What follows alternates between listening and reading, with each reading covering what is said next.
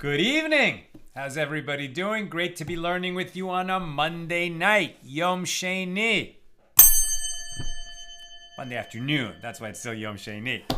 Let's light up the darkness.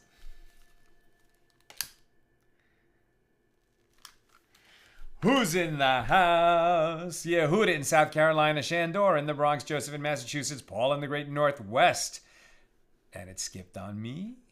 It skipped a lot. Paul in the Great Northwest, Nancy in North Carolina, Melissa in Great Neck, Stephen in New Hampshire, Sharon in New Jersey, Bella in Florida, Nancy in Southwest Florida, Belle is in Texas, Bill in mid-Missouri. Spring break means no campus ministry, which means I'm actually on time on a Monday night. Welcome, Bill. Peggy in Colorado, Karen in Northern California, Cynthia in North Carolina, Jonathan in Valley of Conejos. Conejo Valley, right? Peggy says, why did it keep doing that? Peggy noticed the new candle. Very good. I love that you guys are observant like that. Leona from Chile, Southern Illinois. Joe says shalom. Lynn in North Texas. Aoife in Florida. Welcome, everybody. We got two new Mishnas for today. We are in chapter 9 of Tractate Nazir, the 17th volume of the Talmud. Our daf is page 63, although we pick it up near the bottom of 62b. And we begin with Mishnah number 3 here in chapter 9. In a case where a slave took a vow of nazirus. So what matters about slaves that we've been discussing here in chapter 9 is that vows are binding on a person. When you make a vow or an oath, so you have changed your reality and you're going to be held to fulfill that oath. And if you don't, it's a transgression. But a slave is not the owner of his own soul, so to speak, right? When the Torah speaks of undertaking an oath or a vow, so you're binding your soul to fulfill the terms of that vow. Now, you can't vow to do something that is against Torah law. And a slave who by Torah law, is the property of his master. Again, we haven't seen this in thousands of years, but this existed in ancient times when slavery was a very common practice, including that Jews could become enslaved to other Jews. And usually that would happen because a person was a thief who couldn't pay back what he stole, and then he would be sentenced to a term of slavery. This would not be permanent slavery. But while this person is a slave, or it became indebted and couldn't pay his debts, right? And, sometimes they would attach themselves or find themselves in a home with a master where life was better than it was on their own. And then the Torah spells out how, this indentured servant, as it were, could become a permanent slave by his own choice.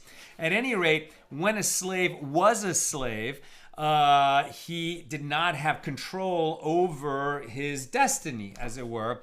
So he could not vow a vow or an oath that would interfere with the rights of his owner, right? So, if a slave took an oath that I will not work, on 6 days a week, so that oath is automatically nullified. Any oath that goes against the interests of the owner would automatically never take hold. Nazirus is a very powerful vow that if one took it, it certainly had consequences even for a slave. Now, a master could override a slave's nazirus and force him to drink wine, or force him to become impure for the debt, or force him to have a haircut, all of which would violate a vow of nazirus. But in the case of a master imposing that on his slave, it's permitted by Torah law. However, if the master didn't do that, if the master didn't interfere with the slave's vow of nazirus or oath of nazirus, then the nazirus would stand. So if a slave took this oath, this vow of nazirus, it would hold him unless the master overrid it. But if the slave who vowed to be a nazir, let's say for 1 year, and 6 months into that, the master emancipated the slave, And while he was a slave, the master said, "Forget it. You're not gonna, your nazirus is canceled." It's not actually canceled. While the slave is a slave, if the master said your nazirus is not valid, so then he drinks wine, he can cut his hair if the master wants him to, or if he wants to, he can become impure for the dead. But once he's emancipated, if he's still in that term of nazirus, or even if he just didn't complete it while he was a slave, even if he vowed it for a year, and the master overrid that, and then I think 10 years later the master frees him. Now the slave, who's now a free man, has to make good that nazirus that he vowed and did not fulfill while he was a slave. Right?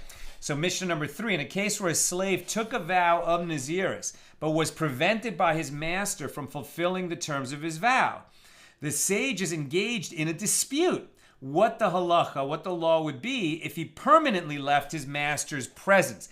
Leaving his master's presence means he was not emancipated, but rather he ran off. Right? So legally, this person is still a slave, when slavery existed. Because he was not emancipated, he just ran off, right? So his legal status is still that of a slave, but for all practical purposes, he's living as a free man. So this nazirus that he vowed and did not fulfill while he was a slave, does he fulfill it now? Right? And this is a dispute between the sages. So Rabbi Meir says he may not drink wine. Now that he's practically speaking de facto a free man, now he does have to fulfill his nazirus, so he may not drink wine. And Rabbi Yosei says he may drink wine, meaning that because he was not emancipated by his master, the terms that his master imposed on him are still valid, meaning legally he's still a slave, and legally his master negated his nazirus, so he can drink wine. That's Mishnah number 3. Quick Gemara on Mishnah number 3. The Gemara suggests, shall we say that Rabbi Meir and Rabbi Yosei disagree with regard to the following statement of the sage Shmuel? As Shmuel said, with regard to one who renounces ownership of his slave, the slave is emancipated, and he does not require a bill of manumission. This law indicates that if a slave is free in practice, he no longer requires a bill of manumission, that written document that he is emancipated, but is automatically considered a free man. Let's just see where the law ended up on that. The halacha is, one who renounces ownership of his slave has emancipated him. But the slave requires the written bill of manumission before he can marry a Jew. And the law is in accordance with the opinions of Rav and Rabbi Yochanan in Tractate Gittin, and not in accordance with the opinion of Shmuel. Right? So now we're talking about whether Yosei and Meir agree with Shmuel or not, but the law is not according to Shmuel. So the question is, this statement of Shmuel, do they agree with it or not? So Shmuel said, one who renounces ownership of his slave, the slave is emancipated, and he does not require a bill of manumission. The law is he does, but Shmuel says he doesn't. So the Gemara asks, so if so, should one say that Rabbi Meir is of the opinion that the ruling is in accordance with the opinion of Shmuel, and therefore the slave is obligated in nazirus as soon as he runs away, right? Because he is de facto free, even though he was not legally freed. Now that he's living as a free man, he has to fulfill the terms of his nazirus, because practical freedom equals freedom. And Rabbi Yosei is of the opinion that the ruling is not in accordance with the opinion of Shmuel. Shall we say this? And the Gemara rejects this suggestion. No. It is possible that everyone is of the opinion that the ruling is in accordance with the opinion of Shmuel, that both Meir and Yosei, who disagree with each other, would nevertheless agree with Shmuel. So rather, the Mishnah is referring to a case where the master refused to declare the runaway ownerless and was intent on recovering his runaway slave. So consequently, the slave is not in fact legally a free man at all. And the Tanaim, the rabbis of the Mishnah, disagree with regard to the following. Rabbi Yosef, the one who says that he may drink wine, maintains that the slave will ultimately return and come back to his master. And therefore it is preferable for him to drink wine so that he should not be weakened by the time he returns. Meaning the master said you cannot be a Nazir while you're a slave because it weakens you to have no wine at all. It's good for a person to at least drink a little bit of wine. And since that's what the master said, so then this slave should drink wine, even if he's not presently a runaway, because eventually he'll be returned to the master. And Rabbi Meir would say that the one who says that, and Rabbi Meir, who says that he may not drink wine, he maintains that it is better that the slave should suffer by being deprived of wine so that he will return to his master, as the desire to drink wine will spur him to return. Now, as a practical matter, that one's a little bit hard to understand. If the slave has so little respect for the law of that time and place when slavery existed, that he ran off. I mean, maybe he had a horrible master and you can understand why he ran off, but he might still be a pious person. So he would recognize that now that he's living as a free man, he is held by that vow of nazirus that he took while he was a slave, and that his master would not let him fulfill. And now that he's free, he has to fulfill the terms of nazirus, and perhaps he would find that the terms of his nazirus were actually more onerous than he expected, and that it would be better for him to return and be a slave, where he could at least rely on the master's negation of the vow of nazirus so that he could drink wine again. Now this seems unthinkable. Who would return to a state of slavery just so that he could drink wine? But let us recall that when the children of Israel were, lifted out of Egypt by the grace of God, who took us out of Egypt on the wings of eagles, right? And by way of all the miracles of the 10 plagues and parted the sea and drowned our oppressors in it. We're getting ready for Passover, right? It would have been enough if he just, put plagues on the Egyptians, and it would have been enough for us if he took us out, and it would have been enough for us if he parted the sea for us, and gave us the Torah. That's the song Dayenu that we sing. One of these things would have been enough. But on top of that, the Holy One, blessed be He, sent us Moses and gave us the Torah and fed us manna in the desert and gave us the wealth of the Egyptians when we went out of there. All these gifts that He bestowed on us, and still there were people among the children of Israel in the wilderness who said it was better for us when we were slaves in Egypt because we could eat, different kinds of foods, meat and leeks and whatnot, and not just eat the same food every day, this manna, this, miraculous food that comes straight from God and tastes wonderful, but, is the same every day. Never underestimate the ability of people to complain and whine and think that whatever they had before or could have in the future would be better than what they have now. Never underestimate the human capacity for that. At any rate, that's the dispute between Meir and Yosef on this topic, and the law is. And the law is, where am I? The law is, I think, that he does observe, right? He does observe his nazirus. Let me just make sure. If a slave took a vow of nazirus and permanently left his master's presence, meaning he ran off, it is prohibited for him to drink wine, meaning he now has to fulfill his nazirus, so that his discomfort will cause him to return to his master, and this law is in accordance with the opinion of Rabbi Meir. So that's where that came out. Now we're on 63a, and that was the whole short Gemara on Mishnah number 3. Here's Mishnah number 4. With regard to a Nazir who shaved for the conclusion of his nazirus, right?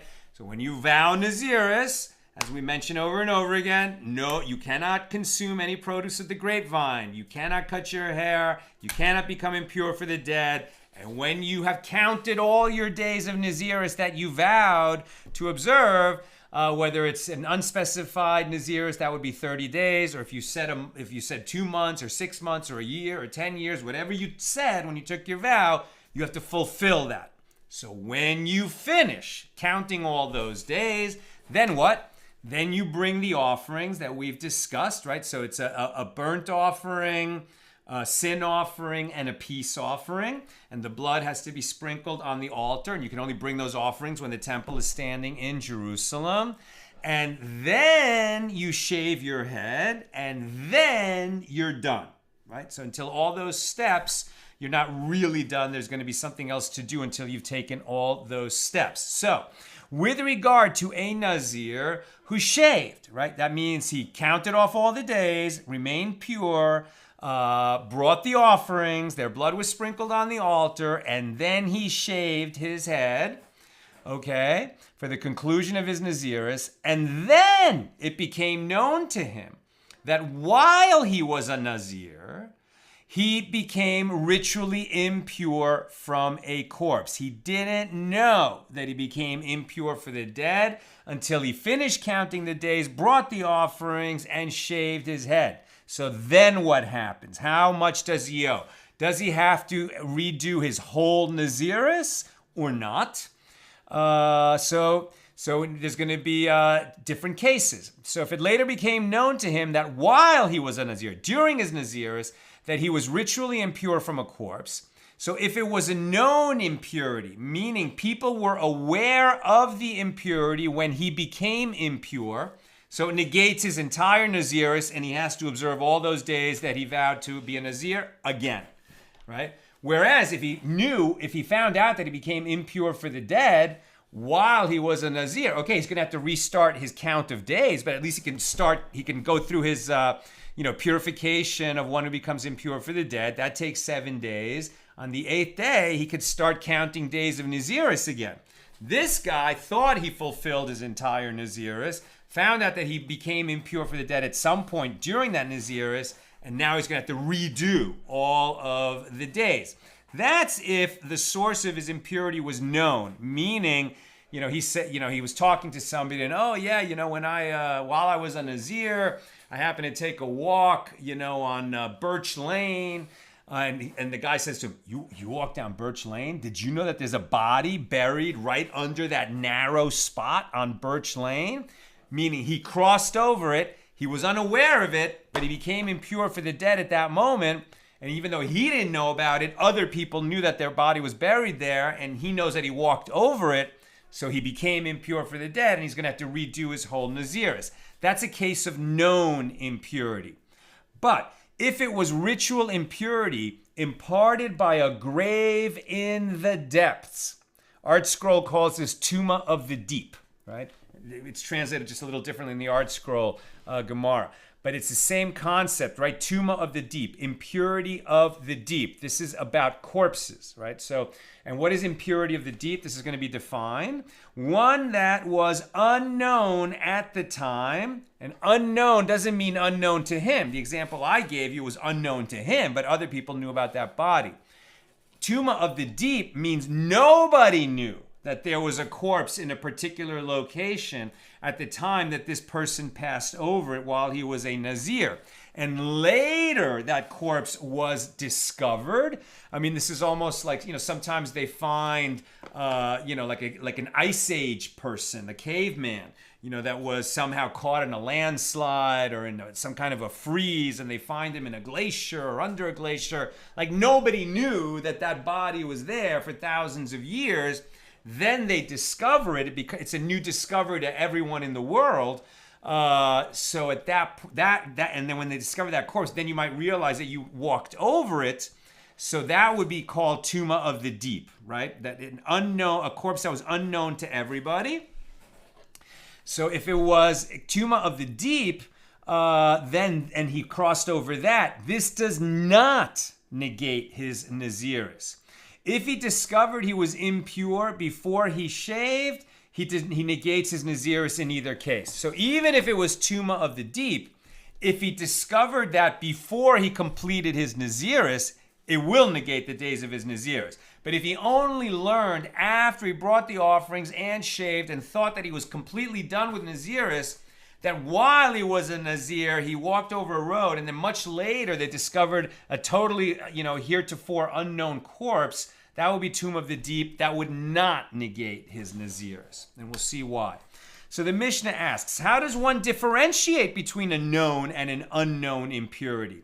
If a Nazir descended, so here's an example of this previously unknown corpse, right? If a Nazir descended to immerse in a cave, meaning he's going to use like a stream that flows through a cave, right? So in other words, a mikvah, a ritual bath that occurs naturally in a cave, which is actually pretty common. You know, what created the cave is some kind of underground stream, and that stream can easily have a pool, you know, some kind of like place in the cave where you can immerse your body fully in the water, and it's used as a mikvah. For example, in Tzfat, in Israel, the mikvah of the Holy Ari is in a cave, right? So if he descended to immerse in a cave, and a corpse was found floating at the mouth of the cave, well, then he is impure, because an openly visible corpse is a known impurity. Somebody, you know, maybe he didn't see it, but somebody else could have easily seen it, or should have seen it, or would have seen it. So that's not considered tumah of the deep. So what is tumah of the deep? This is referring to a case where the corpse was found sunk into the ground of the cave in such a manner that it was unknown, right? Like that fossilized remains of the Ice Age caveman.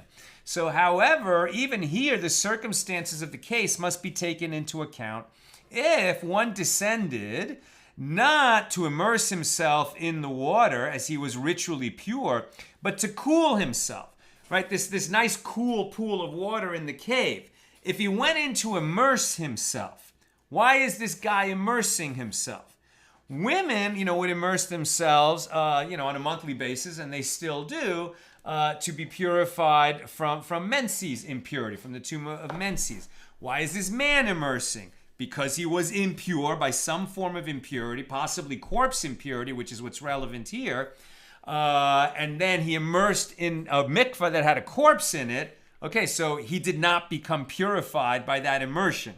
But if he went down into the water in the cave just because it was a hot day and he was going to cool off, so then he wasn't impure when he went in, right? So then the question is, did he come into contact with the corpse while he was there or not, right? So if he was impure and he entered the water to become pure from impurity of a corpse, so he remains impure. And the reason is that something that has the presumptive status of impurity remains impure, and something that has the presumptive status of purity remains pure, as there is basis for the matter. It is reasonable. In other words, the guy who was impure and he went down into the mikveh to become pure, well, he might have come into contact with that corpse, and he might not never knowing that it was there. He might have touched it. He might, you know, without noticing. Or it might have crossed over it or something like that. So his presumptive status that he was impure when he went in remains his status now. Whereas the one who went down into that cave to immerse in that water just because it was a hot day, his presumptive status before he went in was pure, and, you know, he might have come into contact with it and he might not, so we're going to let him remain in his presumptive status. He was pure before, he remains pure afterward. That's the Mishnah number 4. Here's the Gemara. So the Gemara asks, from where are these matters derived, that there is a difference between known and unknown impurity? You might have thought that, listen, you know, the circumstances are unfortunate, but if you somehow came into contact or crossed over, passed over, literally passed over, so that your body formed a tent over the corpse, who cares if it was unknown to the whole world at the time that you crossed over it? Why should there be an excuse, as it were, a leniency for the corpse that was not known to anyone in the world? How do we know that there's this distinction? And Rabbi Eliezer said that the verse states with regard to a Nazir, at Numbers 6:9, and if any man shall die very suddenly beside him. This is the sort of prototypical case of when a Nazir becomes impure for the dead. He's staying away, he's being good, he's taking care not to become impure for the dead. But he doesn't have to isolate himself from humanity, and it could happen that a person drops dead right next to him, has a heart attack, he tries to lend first aid, and then the person dies. So now he's got his hands on a corpse, and he became impure for the dead. Now the emphasis in the verse provided by the term beside him, right? If any man shall die very suddenly beside him, indicates that it is clear to him that he has become impure. However, one is not impure if the presence of the corpse is unknown.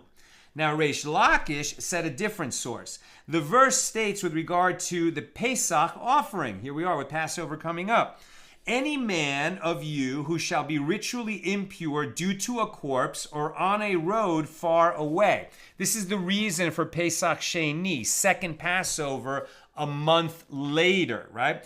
The people who are impure from a corpse when the Passover lamb or goat is slaughtered in Jerusalem. We don't do this anymore, but when the temple is standing, so then you can participate in the Paschal offering by being in Jerusalem with a group of people who have agreed to observe the Passover together, and they've registered, as it were, to be part of the group that's going to enjoy that lamb or that kid goat. And then they do that. But a person cannot be part of that ritual if he is impure for the dead. Again, he didn't do anything wrong. He went to a funeral. He went to a cemetery. He did a good thing. But if he's impure for the dead, he can't participate in the Paschal offering. And so God provided the second chance a month later, Pesach Sheni.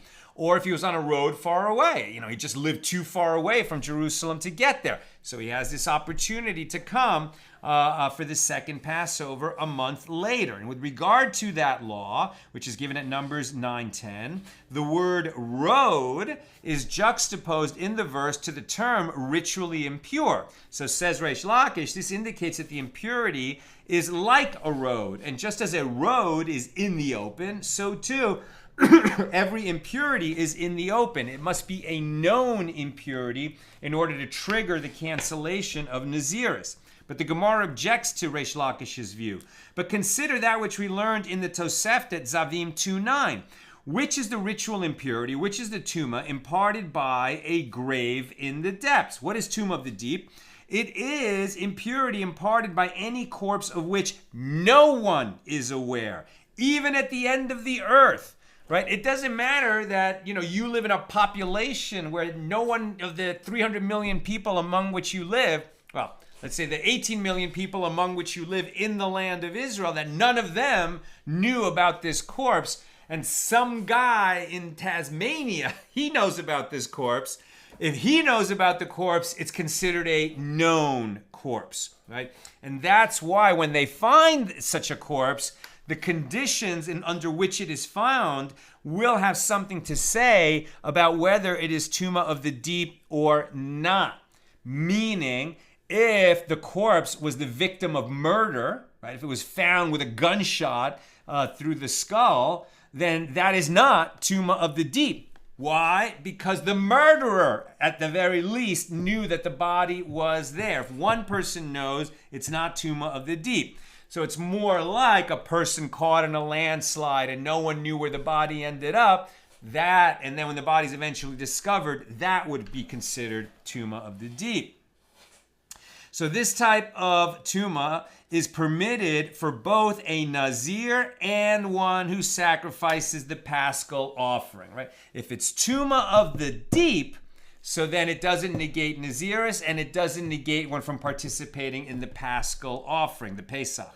However, if even one person is aware of the location of that corpse, even at the end of the earth, this is not tumah of the deep. Now the Gemara states its question. So granted, according to the one who says that this law is derived from the verse that states that ritual impurity is like a road, it is fine, as an item known to someone in the world can be compared to a road. However, according to the one who says that this law is derived from the term beside him, i.e. it is referring to an impurity that is clear to him, the Nazir, so if one person at the other end of the earth is aware of this impurity, what of it? It is unknown to the Nazir himself. And furthermore, consider that which is taught in another baraisa in the case of one who finds a corpse lying across the width of a road, meaning it had been buried there in such a way that it was impossible for the passerby to avoid becoming impure by passing over the corpse, right? It's like an alley, a very narrow alley with walls on either side,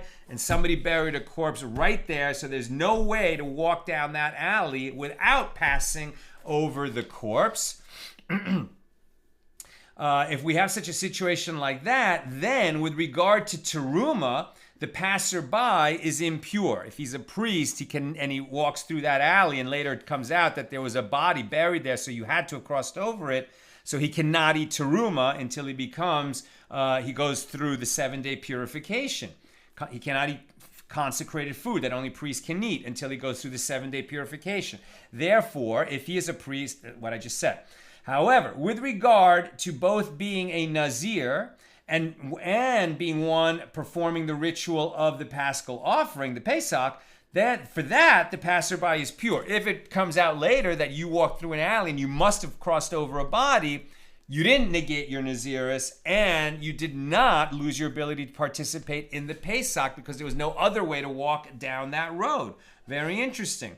Now, what is different about these situations? Rather, it must be that the law of impurity imparted by a grave in the depths, tomb of the deep, is learned as a tradition and not from the verses which are cited merely in support. And that is the law. This is a law given to Moses at Sinai about tumah of the deep.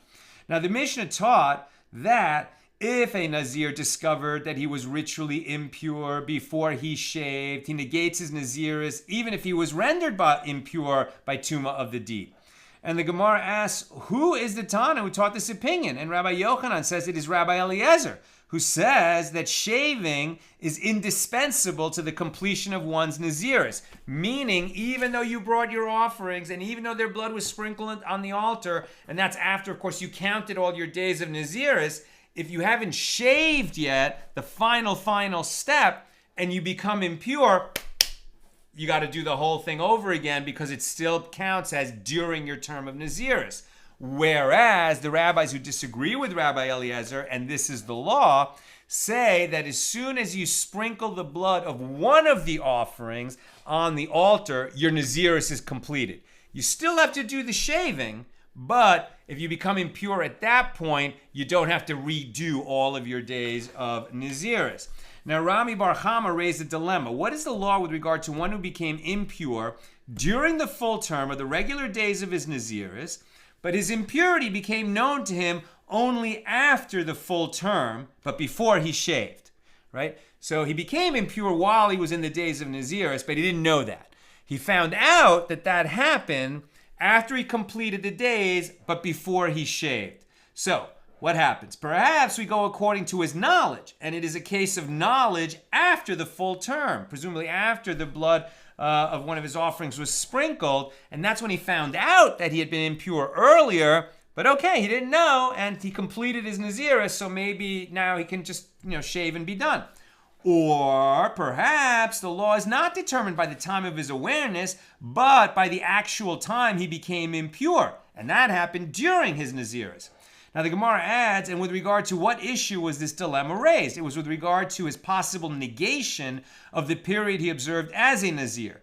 Does he negate his days of nazirus, or is he considered to have contracted impurity only after his term, in which case he need not start his nazirus afresh? And we had that discussion earlier in our journey through this tractate, where it was determined that if he finished his days, and then I forgot and I think until he sprinkles, he has to redo all the days. But if he sprinkled the blood and then he becomes impure before he shaves, he will have to do 7 more days of his purification, but then he can shave, right?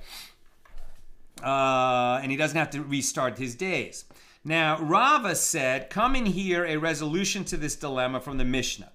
And now we're on 63b. If he discovered that he was impure for the dead before he shaved, he negates the days of his nazirus in either case. And the Gemara seeks to clarify this. What are the circumstances of this case? When exactly did he find out about the impurity? If it became known to him during the full term of his nazirus, well, need this be said? That he negates the previous days? That's just a normal case of becoming impure while you're a nazir. After all, he has yet to complete his nazirus vow. Rather, is it not referring to a case when the impurity was discovered after the full term of his nazirus, and conclude from the Mishnah that he negates his days of nazirus even if he discovered the impurity after the completion of his term? Now the Gemara continues to analyze the aforementioned case, and you could still raise the dilemma.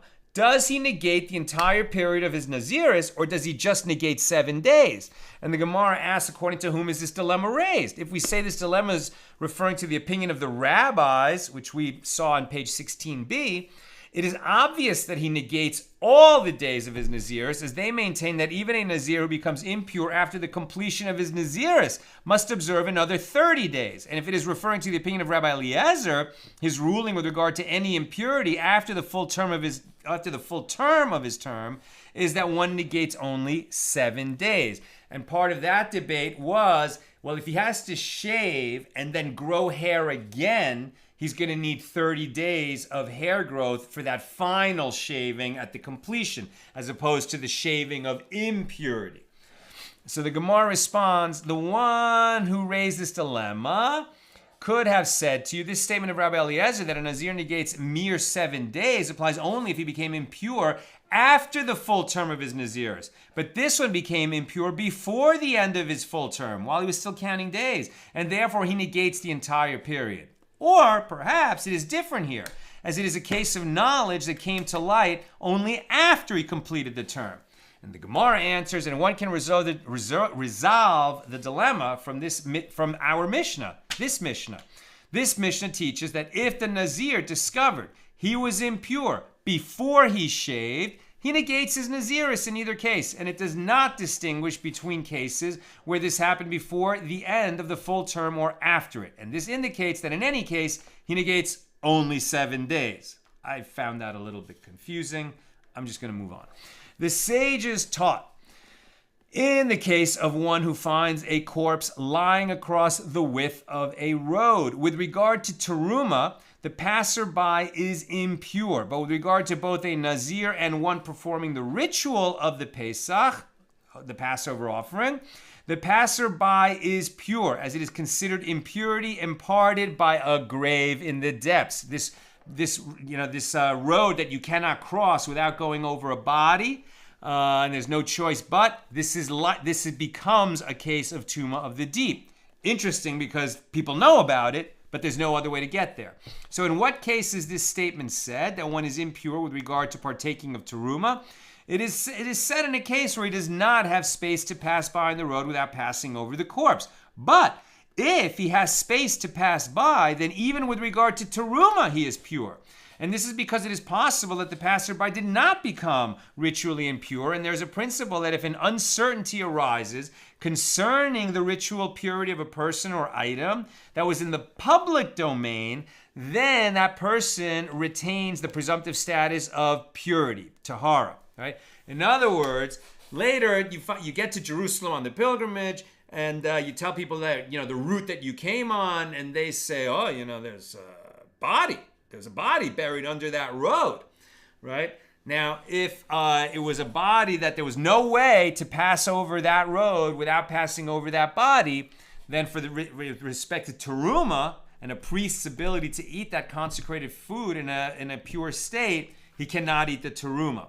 But if it then turns out that that body had been hacked to pieces and the pieces had been buried under that road, well, he might not have passed over one of those pieces of the body. Sorry to be morbid. And so, because there's doubt, he retains his presumptive status of tahara, of purity. Similarly, in what case is this statement said? It is said in a case where one finds a corpse whole. However, if it is broken or dismembered, he is pure, even if there is no space to pass by, right? So also if there's space to get by, right? If it's literally that body occupies the full width of the road and there's walls on either side, okay, so, he necessarily passed over it for terumah, no good. But if there is space to pass by where you might have walked past it and not crossed over the body, then he gets the benefit of the doubt, and even the priest can eat terumah. And likewise, if the body was hacked up into pieces, there's doubt, and he can continue to eat terumah. And the Baraisa adds, in what case is this statement said, i.e. that if the corpse was dismembered, that the passerby is pure? It is said with regard to a passerby who travels by foot. However, if he was loaded with a heavy burden or he was riding an animal, then he's tameh. And he's impure. And this is because in the case of one who travels by foot, it is possible that he will not touch the corpse and will not move it and will not pass over it. Whereas in the case of one who was loaded with a heavy burden, and therefore he does not walk in a straight line, it's interesting, but I guess you're kind of staggering under the load, so you use more of the road, as it were. Or one riding an animal, it is impossible that he will not touch the corpse and will not move it and will not pass over it. So in what case is this statement said? I guess pass over it because the animal that you're riding sort of become one with it, and the animal, covers more space as it walks over that path. So in what case is this statement said that a Nazir and one bringing the Pesach offering is considered pure? It is said with regard to tumah of the deep, right? This previously unknown corpse, unknown to anyone in the world. However, if the source of impurity was known to others, but simply not to the individual who became impure, then all three of them, the Nazir, the one performing the ritual of the Pesach, and the one who wishes to partake of terumah, all of them are impure, right? It only counts that they can still participate in the Pesach or not, cancel days of nazirus if it was tumah of the deep. And it's only tumah of the deep if it was previously unknown to everyone in the world. I'm almost done. If you have questions or comments, get them in. So the Baraisa continues, and which corpse is considered to impart tumah of the deep? Any corpse of which no one is aware, even at the end of the earth. But even if one individual is aware of it, even if that person is at the end of the earth, this is not tumah of the deep. And the Baraisa continues to ascertain whether anyone ever knew about the corpse, its condition is taken into account. So if the body was concealed in hay or in pebbles, so that the person might have died in an avalanche, so it is likely that the corpse had never been found. This is tumah of the deep. However, if it was found in water or in a dark place or in the clefts of the rocks, this is not tumah imparted by, this is not tumah of the deep. Although these are places where people do not often go, with the passage of time, the corpse is likely to be discovered, and it is quite possible that someone already passed by and saw it. And the Baraisa concludes, and the sages said that the leniency of tumah of the deep applies only with regard to a corpse, but not with regard to other sources of impurity, like a dead creeping thing or coming into contact, with something that had become impure. And primarily that's because tumah of a corpse is such a strong tumah that requires the full 7-day purification, the sprinkling of the waters of purification that contain the ashes of the red heifer, etc. And as I mentioned earlier, I saw in a note that if the corpse was a victim of murder, right? So then it is not tumah of the deep because the killer at least, probably knew. Now, maybe the body moved. The killer, threw it off a cliff and the body ended up somewhere where even the killer didn't know. But you don't know that for sure. And if the body was murdered, then definitely the killer knew at some point that there was a body, and that might have been here, and so can't be considered tumah of the deep. It has to be a body that was not a victim of foul play and that somehow ended up in a place where no one knew where it was. Avalanche is a kind of prototypical example of that. All right, let's go to questions or comments. On Nazir 63.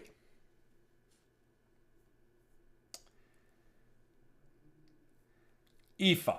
If a slave took a vow with his master's permission, is there a penalty for the master who then interferes with his slave keeping his vow? What a great question. I'm going to guess, I don't know the answer, but I'm going to guess that the master sort of has the priority here because the slave is not, the owner or the master of himself. So even if he took this vow with the master's permission, and then went ahead, took the vow and expected to be able to fulfill it, and then the master changed his mind, the master probably has the prerogative to do that. But it would be a great question because, the slave relied on a statement of the master. So maybe the master lost his ability to interfere with the slave's vow of nazirus when he acquiesced in that vow at the outset. So I'm not sure what the answer is. Great question. And Ifa also asks, how could a runaway slave fulfill his obligation to bring sacrifices to the temple without being recaptured? Right. Great question. Right. And also it's one of those questions where I kind of said this earlier, right? If the slave is not pious enough to fulfill, to believe that he was placed in that slavery, let's say the thief, right, who couldn't pay his debt, and a rabbinic court sentenced him, to that 6-year term of slavery. Incarceration was very rare, back then, right? And this was how those kinds of penalties were handled. And then, he runs off because he doesn't want to be a slave. Is he going to be sort of impious enough to run off, but pious enough to, hold himself to a nazirus vow that he took? I mean, it could happen. It could happen. But for him to fulfill his vow, he's going to have to, bring the offerings at the end. And at that point, I mean, how it's not like they had facial recognition software, right? So maybe if some time has passed, maybe he's not going to be recognized. But he's certainly taking that risk when he goes to bring his offerings that he could end up back in that servitude that he ran off from. That's what I've got for us today. And with God's help, we'll be together again tomorrow, Tuesday, at the regular time, 6 p.m. Pacific.